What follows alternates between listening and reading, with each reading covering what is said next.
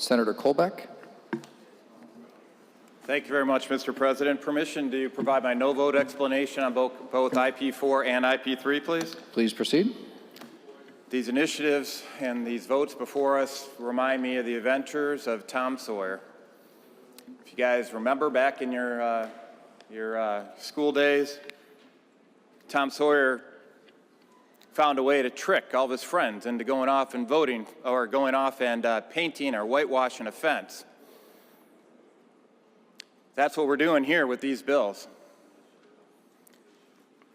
You know, we should be engaging in a debate over the merits of these policies.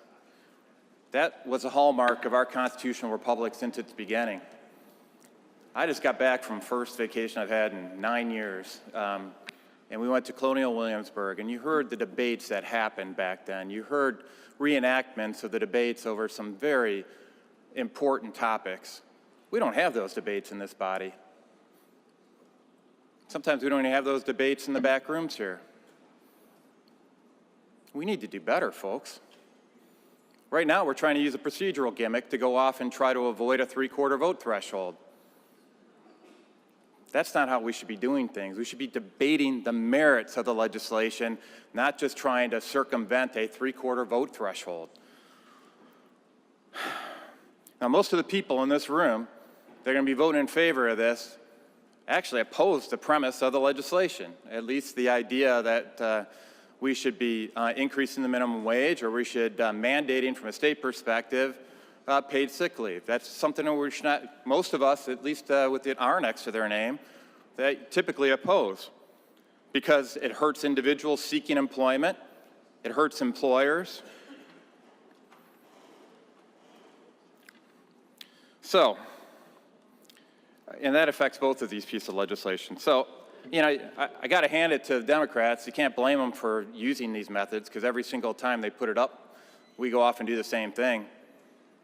When they can't win seats to go off and vote on this in a legislative body like this, they use gimmicks like this. They've got a canned group of signature gatherers that'll get that core amount necessarily get onto the ballot every single time, and they know that they can get us to paint their fence for them. And if that fails, they go off and use the court system via lawfare. I mean, it's a tried and true tricks of the trade that they're using, and we're falling for it every single time because we are now unwilling or unable to debate these pieces of legislation on the merit of the legislation.